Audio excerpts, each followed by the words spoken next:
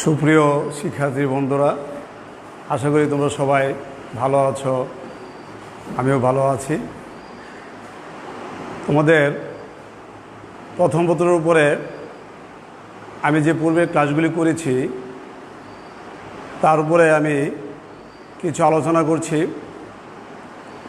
ও তার মধ্যে আমাকে বলতে হচ্ছে যে আমি যখন ক্লাস করি ঠিক সেই মুহূর্তে কিছু মেসেজ এসেছিল যে স্যার আসলে এগুলি কি, যখন আমি দ্বিতীয় পত্রে ক্লাস করি তখন তোমরা আমাকে অনেকেই প্রশ্ন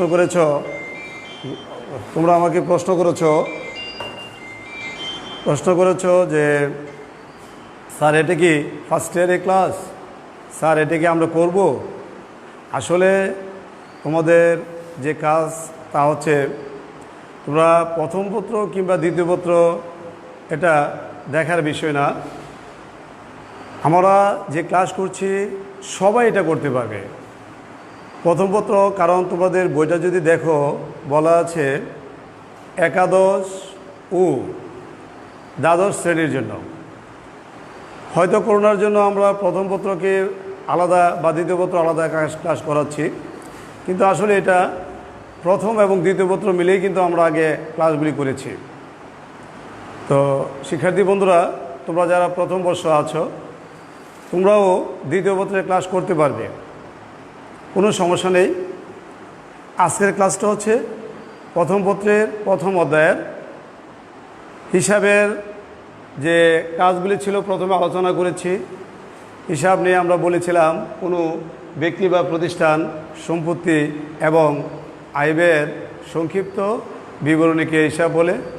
সনাতন পদ্ধতিতে হিসাবকে দেখেছিলাম মোট 3 ভাগে ভাগ করেছিলাম: ব্যক্তিবাচক হিসাব, সম্পত্তিবাচক হিসাব এবং নামিক হিসাব। আধুনিক পদ্ধতিতে হিসাবকে আমরা ভাগ করেছিলাম 5 ভাগে: সম্পদ হিসাব, ব্যয় হিসাব, আয় হিসাব, দায় হিসাব, মালিকানা সত্ত্ব হিসাব। কোনো কোনো বইয়ে এই হিসাবকে আবার 6 ভাগে দেখাচ্ছে, সাথে উত্তোলন হিসাবটাকে যুক্ত করেছে। এই জন্য আমি একটা ইকুয়েশন দেখেছিলাম যে এ সমান সমান এল প্লাস ওয়ে, এটা ছিল মৌলিক সমীকরণ।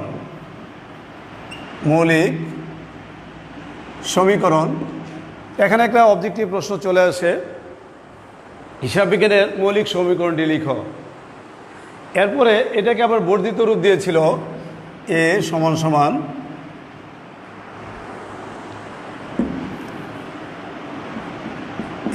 সমান এল প্লাস এ উইটাকে ভেঙে কী করেছিল সি প্লাস আর মাইনাস ইএক্স মাইনাস ডি।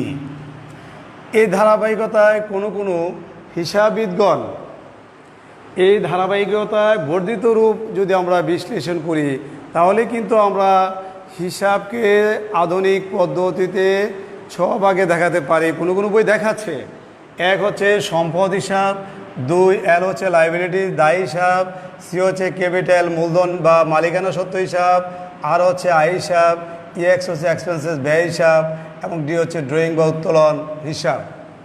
তো সর্বশেষ কথা হচ্ছে এই সবগুলিকে বাদ দেয় না, সবগুলিকে সমন্বয়ে বলেছে এটাকে আধুনিক পদ্ধতিতে হিসাবকে কয় ভাগে ভাগ করা দেখাচ্ছে 5 ভাগে।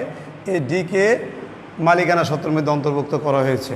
এই কারণে আমরা হিসাবকে বলবো আধুনিকে 5 প্রকার। আমরা পূর্বের ক্লাসে আধুনিক এবং সনাতন উভয় পদ্ধতিতে শ্রেণীবিভাগ আমরা করেছিলাম। আজ আমরা হিসাবের ডেবিট এবং ক্রেডিট নির্ণয়ের সূত্রাবলী সম্পর্কে আলোচনা করব।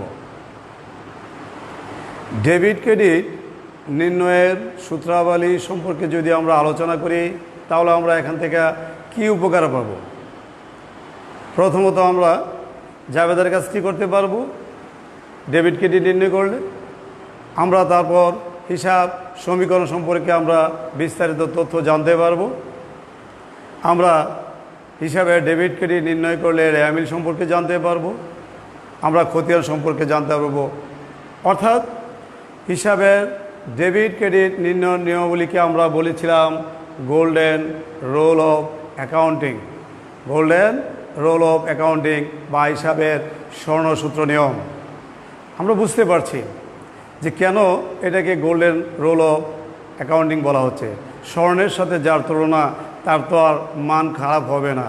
আসো আমরা দেখি হিসাবে ডেবিট ক্রেডিট নির্ণয় নিয়মাবলী আলোচনা করে দেখি কি ফলাফল আসে আমাদের। বন্ধুগণ, তোমরা সব কিছু লিখো খাতায়।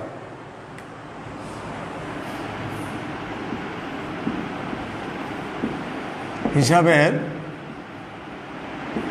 ডেবিট ও ক্রেডিট নির্ণয়ের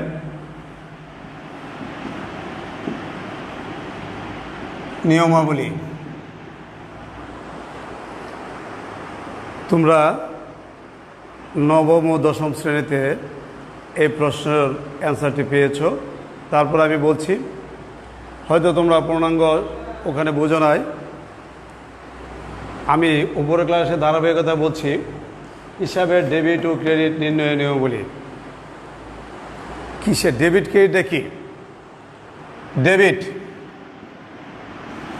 হচ্ছে খরচ বা হিসাবের বাম দিক, হিসাবের বাম দিক, খরচ বা হিসাবের বাম দিক। ক্রেডিট শব্দটা হচ্ছে জমা বা আয় বা হিসাবের ডান দিক,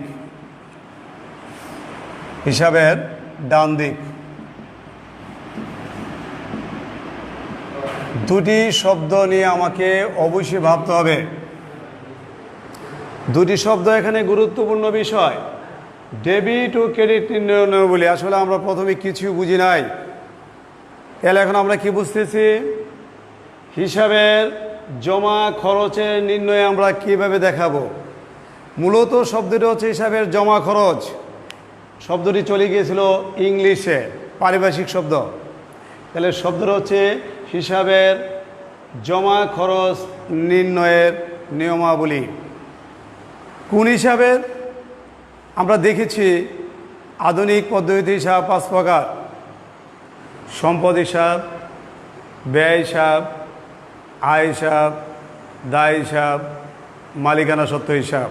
এই 5টি হিসাবের জমা খরচ আমরা কিভাবে করব, এটি হচ্ছে হিসাবের ডেবিট ক্রেডিট নির্ণয় নিয়মাবলী। সনাতন পদ্ধতিতেও ডেবিট ক্রেডিট নির্ণয় নিয়মাবলী আছে। প্রথমত আমরা আধুনিক পদ্ধতিতে ডেবিট ক্রেডিট নির্ণয় নিয়মাবলী আলোচনা করব। আর এটা আলোচনা করলে তোমাদের কী সুবিধা পাবে? প্রথমত জাবেদা, খতিয়ান, রেওয়ামিল ও অন্যান্য হিসাবগুলি তোমরা অবগত হতে পারবে। ডেবিট শব্দের অর্থ কি? খরচ। ক্রেডিট শব্দের অর্থ কি? জমা বা আয়। অর্থাৎ এখন যদি আমরা চিন্তা করি আধুনিক পদ্ধতিতে, প্রথম হচ্ছে সম্পদ হিসাব।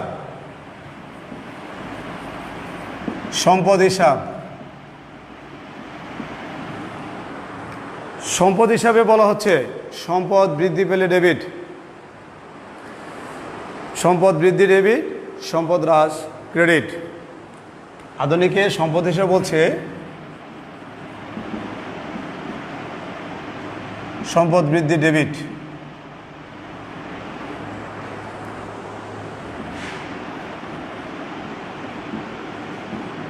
সম্পদ হ্রাস ক্রেডিট।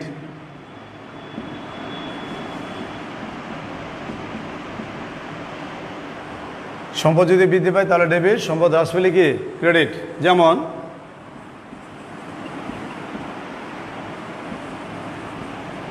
নগদে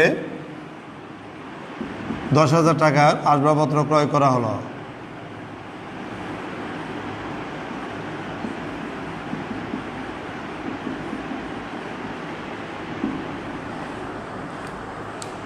এখানে আমাকে প্রথমে দেখতে হবে এটা লেনদেন কিনা। লেনদেন নিয়ে আমার আরেকজন অ্যাকাউন্টিং মুস্তফা স্যার উনি কিন্তু আলোচনা করেছেন লেনদেন। তোমরাও নবম বা দশম শ্রেণীতে লেনদেন সম্পর্কে জেনেছো, তারপরও আমি লেনদেন সম্পর্কে একটু কথা বলছি। এখানে নগদে 10,000 টাকা আসবাবপত্র ক্রয় করলো, যদি প্রশ্ন করি এটা লেনদেন কিনা, তোমরা সাথে সাথে অবশ্যই বলবে এটা লেনদেন। লেনদেন হতে হলে কয়েকটি বৈশিষ্ট্য আছে কিনা আমরা দেখি। প্রথমে আছে নগদ, এখানে আছে আসবাবপত্র, দুইটা পক্ষ আছে, তাহলে এটা একটা বৈশিষ্ট্য। নগদে 10,000 টাকা আসবাবপত্র ক্রয় করা হলো, এটা কি হচ্ছে? আর্থিক অবস্থা পরিবর্তন হয়েছে। আবার এটার মধ্যে যেহেতু টাকা প্রকাশ করছে, অর্থের পরিমাপযোগ্য একটা ঘটনা ঘটছে। আবার এটা হচ্ছে কি, এটার মধ্যে আমরা দেখতে পাচ্ছি এটা একটা দৃশ্যমান লেনদেন। আসবাবপত্র ক্রয় করেছি, আসবাবপত্রটা কি একটা দৃশ্যমান সম্পদ, এটা দৃশ্যমান লেনদেন এবং এটা কি স্বয়ংসম্পূর্ণ লেনদেন। তাহলে আমরা বুঝতে পারছি যে নগদে 10,000 টাকা আসবাবপত্র এটা একটা লেনদেন। এখন পক্ষ যদি দুইটা দেখি, একটা হচ্ছে একটা হচ্ছে নগদ একটা পক্ষ, একটা আসবাবপত্র পক্ষ। কি পেলাম? আসবাবপত্র পেয়েছি।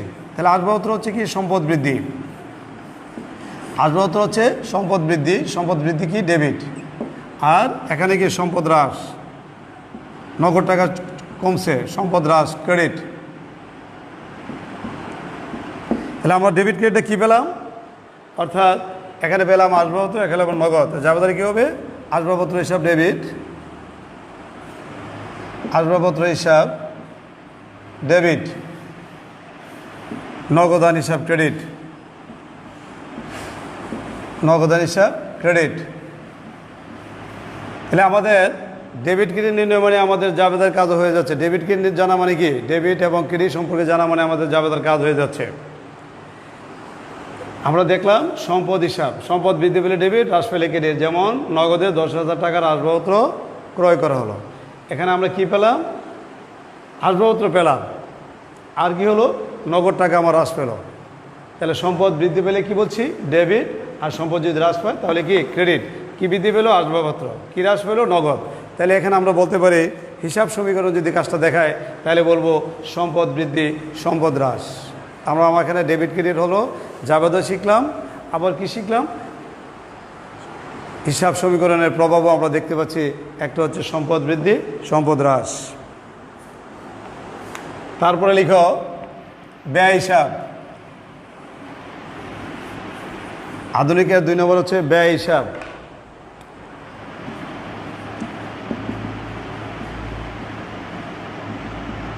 ব্যয় বৃদ্ধি ডেবিট,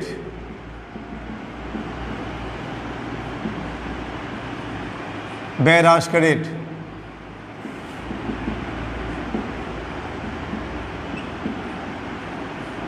যেমন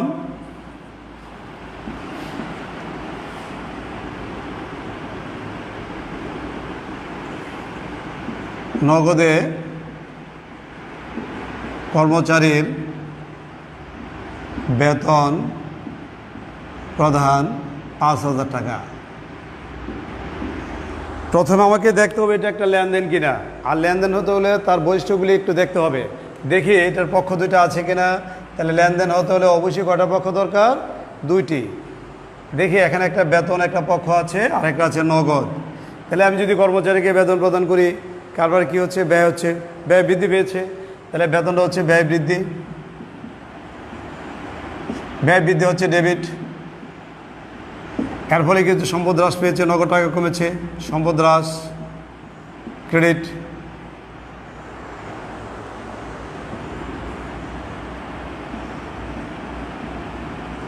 এখানে আমি কি পেলাম? জাবেদাটা ডেবিট ক্রেডিটে, বেতন পেয়েছি ডেবিট, নগদ পেয়েছি ক্রেডিট। অ্যান্সারটা হবে বেতন হিসাব ডেবিট,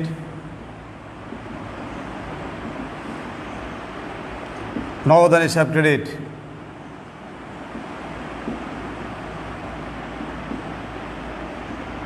বেতন হিসাব ডেবিট, নগদান হিসাব ক্রেডিট। আমরা ভাড়া প্রদান করতে পারি, জাবেদারে কী হবে? ভাড়া হিসাব ডেবিট, নগদান ক্রেডিট। নগদে মাল ক্রয় করতে পারি, ক্রয় হিসাব ডেবিট, নগদান হিসাব ক্রেডিট। এগুলো হচ্ছে ব্যয়ের উদাহরণ।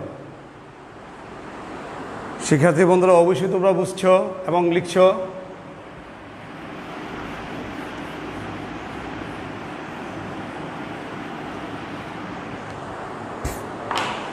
তারপর আয় হিসাব।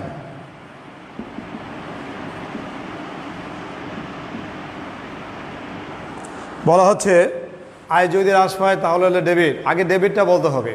তাহলে আয় হ্রাস পেলে ডেবিট, আয় হ্রাস ডেবিট।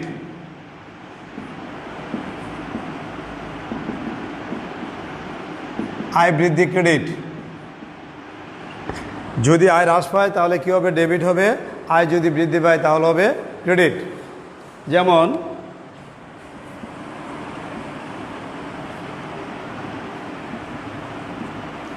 নগদে বাড়ি ভাড়া পাওয়া গেল 10,000 টাকা। তাহলে এটা একটা আমরা ধরি কি এটা একটা লেনদেন, এবং লেনদেন হতে হলে দুইটা পক্ষ আছে এখানে, একটা বাড়ি ভাড়া একটা নগদ, দুইটা পক্ষ পেলাম। এটা আর্থিক অবস্থার পরিবর্তন হয়েছে, অর্থের মাপ করে মানে কি পরিমাপযোগ্য, এই সব কিছু মিলে এটা একটা লেনদেন। আর লেনদেন হতে গেলে আমরা যদি আয় হিসেবে চিন্তা করি কি যে এখানে আমি একদিকে বাড়ি ভাড়া পেয়েছি, পেলে কি হচ্ছে আয় বৃদ্ধি পেয়েছে, আয় বৃদ্ধি ক্রেডিট। বিনিময়ে আমি কী পেয়েছি নগদ টাকা, সম্পদ বৃদ্ধি ডেবিট। তাহলে আমি পক্ষ দুইটা কী পেলাম, একটা পেয়েছি নগদ, একটা পেয়েছি বাড়ি ভাড়া, একটি নগদ অপরটি বাড়ি ভাড়া। তো আমি পেয়েছি নগদ, ডেবিটে কী পেয়েছি নগদ, আর ক্রেডিট কী পেয়েছি বাড়ি ভাড়া। তাহলে আয় বৃদ্ধি পেয়েছে বাড়ি ভাড়ার নামে। তাহলে অ্যান্সার হবে নগদান ডেবিট, বাড়ি ভাড়া ক্রেডিট। নগদান হিসাব ডেবিট, বাড়ি ভাড়া হিসাব ক্রেডিট।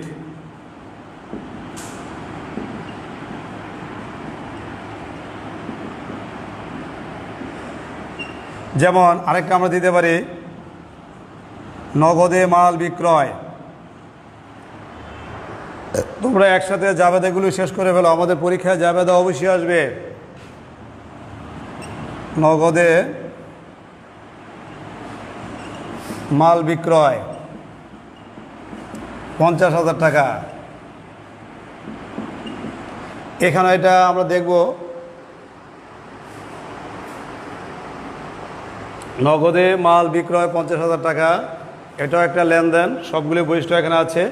যেমন এখানে নগদ একটা পক্ষ, বিক্রয় একটা পক্ষ। যদি আমি নগদে মাল বিক্রি করি তাহলে কি পেয়েছি নগদ টাকা পেয়েছি, সম্পদ বৃদ্ধি পেয়েছে, সম্পদ বৃদ্ধি, সম্পদ বৃদ্ধি হচ্ছে ডেবিট। আর এখানে বিক্রয় করেছি আয় বৃদ্ধি পেয়েছে, আয় বৃদ্ধি, আয় বৃদ্ধি ক্রেডিট, আয় বৃদ্ধি ক্রেডিট। পক্ষ দুটা কী পেলাম, একটা হচ্ছে নগদ, একটা হচ্ছে বিক্রয়। এবার দেখব ডেবিট কোনটা, ডেবিট হচ্ছে নগদ, ক্রেডিট হচ্ছে বিক্রয়। তাহলে অ্যান্সার হচ্ছে নগদান ডেবিট, নগদান হিসাব ডেবিট, বিক্রয় হিসাব ক্রেডিট।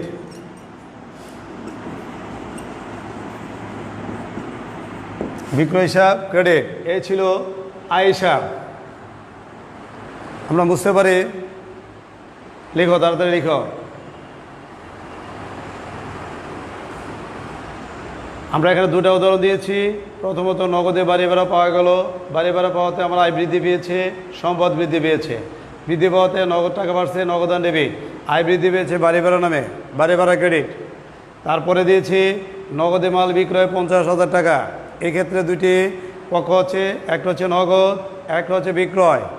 বিক্রয় হলে কারবারের আয় বৃদ্ধি পেয়েছে, আর কি হচ্ছে সম্পদ বৃদ্ধি পেয়েছে নগদের নামে। তাহলে অ্যান্সারটা হচ্ছে নগদান হিসাব ডেবিট, বিক্রয় হিসাব ক্রেডিট।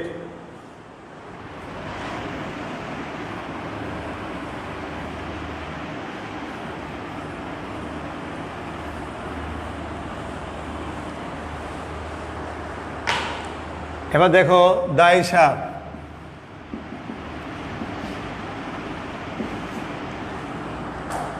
দায় হিসাব আমি পূর্বে সংজ্ঞাটা বলেছিলাম, কারবারের সম্পদের উপর তৃতীয় পক্ষের যে অধিকার বা দাবি, কারবারের সম্পদের উপর তৃতীয় পক্ষের যে অধিকার বা দাবি তাকে বলে কি দায় হিসাব। তো দায় বলা হয়েছে ডেবিট ক্রেডিট, দায় হ্রাস ডেবিট, দায় হ্রাস ডেবিট, দায় বৃদ্ধি ক্রেডিট, দায় বৃদ্ধি ক্রেডিট।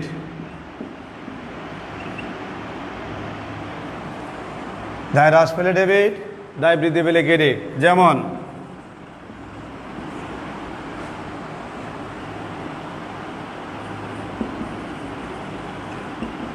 রহমানের নিকট হতে 10,000 টাকা ঋণ গ্রহণ করা হলো। আবারও বলছি, যেমন রহমানের নিকট হতে 10,000 টাকা ঋণ গ্রহণ করা হলো। এটি একটি লেনদেন, সবগুলো বৈশিষ্ট্য তার মধ্যে আছে। তবে দেখতে হবে পক্ষ দুটা কি। পক্ষ দুটা হচ্ছে, একটি হচ্ছে আমি সম্পদ নগদ টাকা পেয়েছি, অপরটি হচ্ছে কারবারের দায় বৃদ্ধি পেয়েছে ঋণের নামে। একটা হচ্ছে ঋণ হিসাব, আরেকটা হচ্ছে নগদান হিসাব। দুইটা পক্ষের মধ্যে একটি হচ্ছে নগদ, একটা হচ্ছে ঋণ। যদি আমি রহমানের নিকট থেকে ঋণ গ্রহণ করি তাহলে কি হবে, আমার একদিকে সম্পদ বৃদ্ধি পাবে, অপরদিকে কারবারের দায় বৃদ্ধি পাবে। দায় বৃদ্ধি পাবে কেন? রহমান থেকে ঋণ আনার জন্য। ঋণ হচ্ছে দায় হিসাব, ঋণ হচ্ছে দায় হিসাব, ঋণ হচ্ছে দায় হিসাব। তো দায় এখানে কি হচ্ছে, দায় বৃদ্ধি পেয়েছে, দায় বৃদ্ধি হচ্ছে ক্রেডিট। আর আমার এখানে কি সম্পদ বৃদ্ধি পেয়েছে, সম্পদ বৃদ্ধি হচ্ছে ডেবিট। একদিকে আমি সম্পদ বৃদ্ধি পেয়েছি, অপরদিকে কি হচ্ছে, দায় বৃদ্ধি পেয়েছে। দায় বৃদ্ধি পেয়েছে কার নামে? ঋণের নামে। এটা যাবের দ্বারা আমরা কী দাঁড়াচ্ছে, নগদান হিসাব ডেবিট, ঋণ হিসাব ক্রেডিট। আমরা নামটা দিতেও পারি, নাও দিতে পারি। তাহলে আমরা অ্যান্সার লিখব নগদান হিসাব ডেবিট, নগদান হিসাব ডেবিট, রহমানের ঋণ হিসাব ক্রেডিট।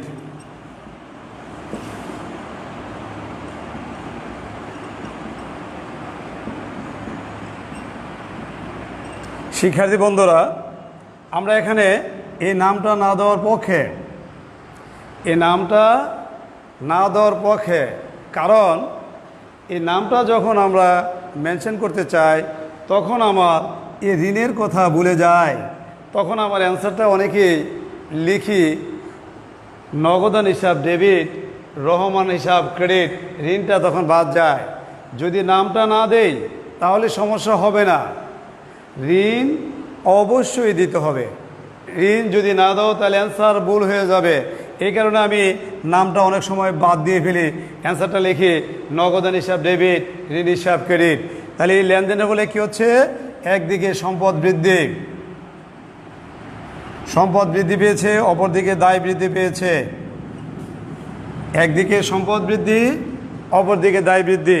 এটা বলার উদ্দেশ্য আমি প্রথমে বলেছি, যদি আমরা ডেবিট ক্রেডিট নির্ণয় ভালোভাবে জানি তাহলে কি হবে, একদিকে আমরা জাবেদা কমপ্লিট হয়ে যাচ্ছে, অপরদিকে হিসাব সমীকরণ সম্পর্কে আমরা জ্ঞাত হচ্ছি। হিসাব তোমার এখানে একটা প্রশ্ন চলে আসে অবজেক্টিভ, রহমানের নিকট হতে 10,000 টাকা ঋণ গ্রহণ করা হলে বা হলো, এই লেনদেনের ফলে হিসাব সমীকরণে কি প্রভাব ফেলেছে। অ্যান্সারটা যদি আমরা ডাইরেক্ট বলি কি হবে, সম্পদ বৃদ্ধি, দায় বৃদ্ধি, অথবা এ বৃদ্ধি, এল বৃদ্ধি। এ ছিল হিসাব সমীকরণ রোল। আমরা তো জাবেদা করেই ফেলেছি, ডেবিট ক্রেডিট নির্ণয় করে ফেলেছি। এটি আবার রেওয়ামিলও দরকার লাগবে, ঋণ, দায় মানি ক্রেডিট, নগদ ডেবিট, সম্পদ।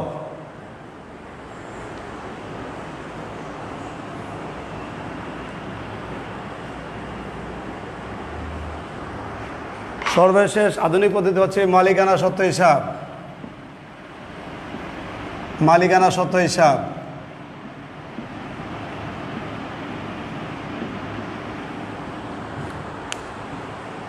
মালিকানা সত্ত্ব হিসাব করার পূর্বে আমি আবারও মালিকানা সত্ত্ব কি বিস্তারিত বা যতটুকু বোঝার আমি বলছি।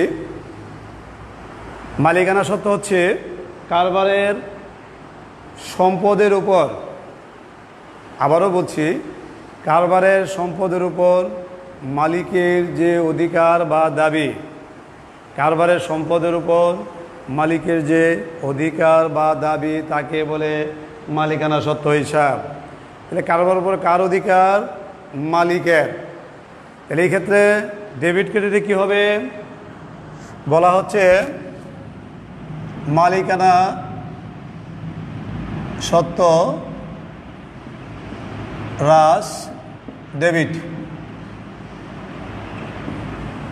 মালিকানা সত্ত্ব বৃদ্ধি ক্রেডিট। মালিকানা সত্ত্ব হ্রাস ডেবিট, মালিকানা সত্ত্ব বৃদ্ধি ক্রেডিট। যেমন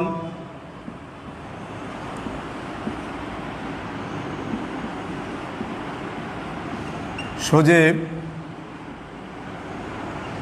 নগদ 1,00,000 টাকা নিয়ে ব্যবসা শুরু করেন।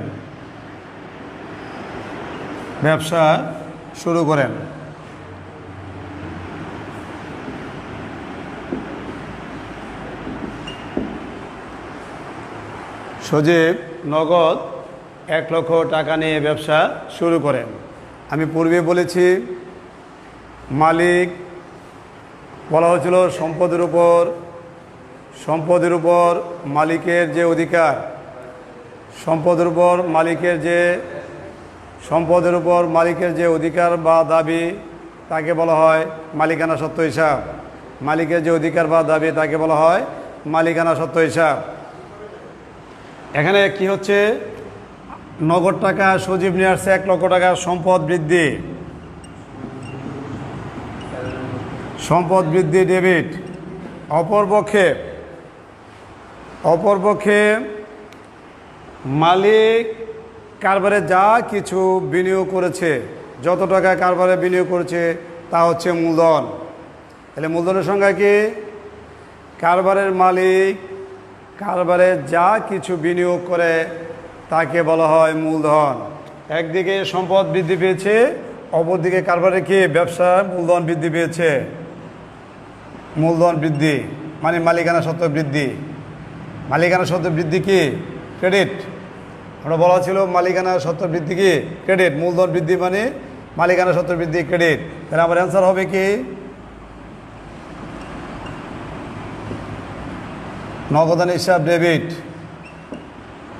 মূলধন হিসাব ক্রেডিট।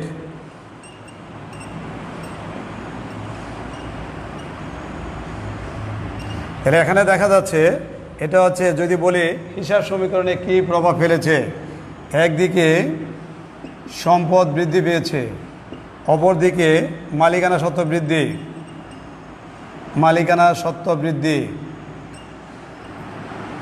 এ হচ্ছে হিসাব সমীকরণের প্রভাব, সম্পদ বৃদ্ধি, মালিকানা সত্ত্ব বৃদ্ধি।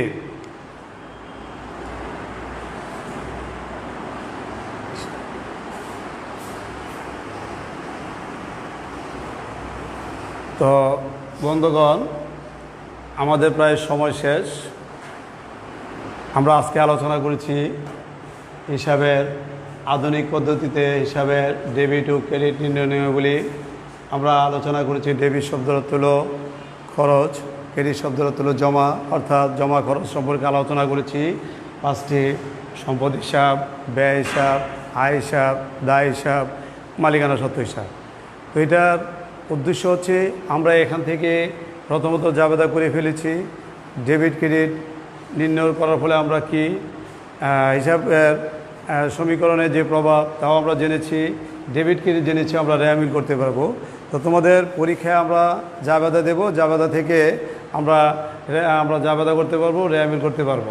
তো পরিশেষে আমি বলবো তোমরা প্রত্যেকটি ক্লাস খুব মনোযোগ সহকারে প্রথম পত্র এবং দ্বিতীয় পত্র যাই আছে তোমরা করবে, কারণ একসাথে দুইটা করলে তোমাদের অনেকটা কোর্স আগে যেতে পারবে।